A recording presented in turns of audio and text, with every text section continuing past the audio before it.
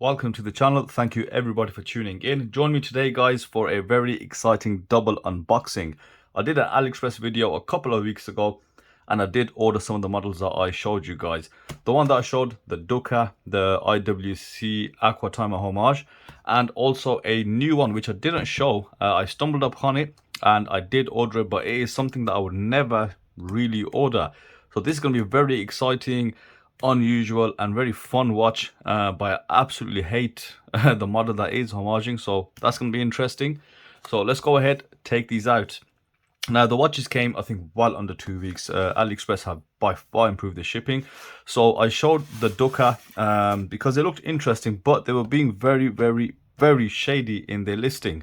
Before I get to that, on wrist I've got the Proxima PX02, which I did unboxing on recently, so getting that on the wrist, getting used to that. Anyway, back to the Duka. Yeah, so the pictures they showed were photoshopped images of the Rudland IWC Aqua Timer Homage, which looks absolutely incredible, but that is at around 230 odd pounds. Now the Duka is a lot cheaper. It's around 85 pounds, which is approximately around 100 and something dollars. I'll put the prices up exactly. So we open the box. What do we get? We've got a cloth, a guarantee card, blank one of course, user manual, and then you've got the watch in here. Plain standard box, cardboard, nothing special there. Oh, so and then there we have the watch. So let's take it out, and first, wow, there's a bit of a weight to this watch, absolutely. Now this is confirmation that it isn't like the pictures. Only a few stores actually have the actual pictures. It is indeed a flat bezel.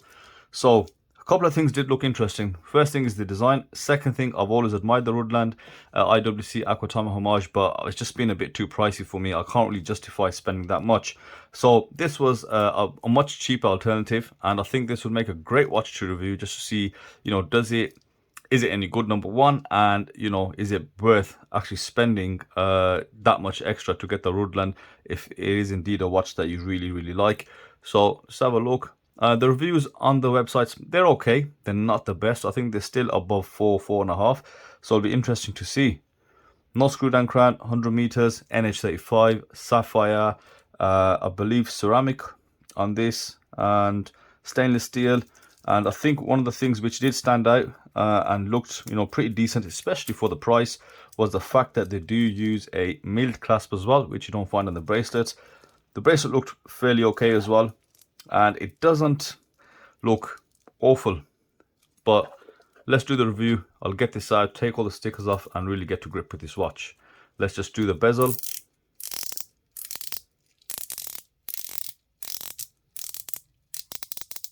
Doesn't sound the best, but it rotates fine, so we'll check that out. I can put this away. Now for the real stuff, that's unboxing the Tsar Bomba. Maybe a few of you have seen this on Aliexpress. I hadn't seen it, I came across it, but let's get it out the box. So it's got a cardboard sleeve, pretty decent, you know, cardboard style box, feels quite solid. Wow, look at that. And of course it's a Richard Mille homage. You know what, even if I had the money, a lot of people say these things, but I can tell you hand on heart, I would never get an RM. You know, they are out there, gaudy, flashy, you know, say what you want about them, you know, there's love and hate, right? But yeah, this is a homage to it. The site, I'll tell you why I bought it. If you just look on the left screen, you know, it's got 4.9 star rating at around 92, 96 orders. So that's almost 100 people that thought this watch is really good. So that's why I thought, let's bring it on the channel, let's get it out there and get my hands on it to see if it is really good. Now this watch runs a Seiko VK67 movement. It comes in at around £110, which is around $140, maybe $150. And you know what, sapphire crystal stainless steel case. You know, it is very chunky, but so is the watch that it is homaging. Now the beauty with that Seiko movement, of course, all the subdials are going to be made, and I'll be absolutely honest with you guys, even though I don't like the watch, it is homaging.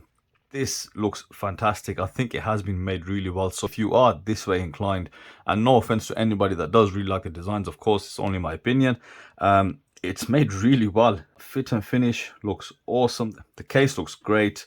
and there's a lot of fine details present. And they also do automatic versions at around £200, so about $240, $260. There's just so much detail present. It's actually quite overwhelming. You've got an integrated strap. It looks pretty nice as well. Feels solid, feels good. And the watch is just, yes, thick and incredibly well made. So check that. I hope you guys are looking forward to this. So that's me for the unboxing. Stay tuned. I do have a few more unboxings coming. I ordered a decent number of watches, and I had some watches sent over as well. So only in the full reviews will I show which ones were sent to me free of charge and which ones I paid for. Tsar Bomba. Looking forward to this review myself, actually. So thank you for watching, and I'll see you on the next video.